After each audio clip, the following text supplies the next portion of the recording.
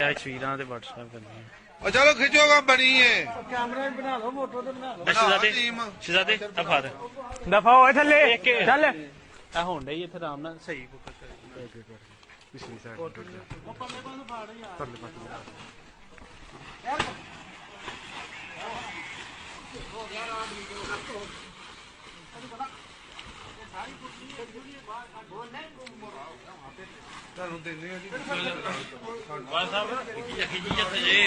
थले खिचे मिट्टी यार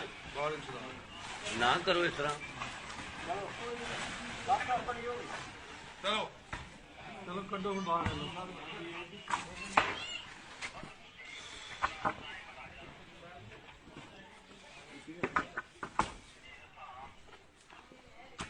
मारो आजा बाहर आजा सरकार ओ सरकार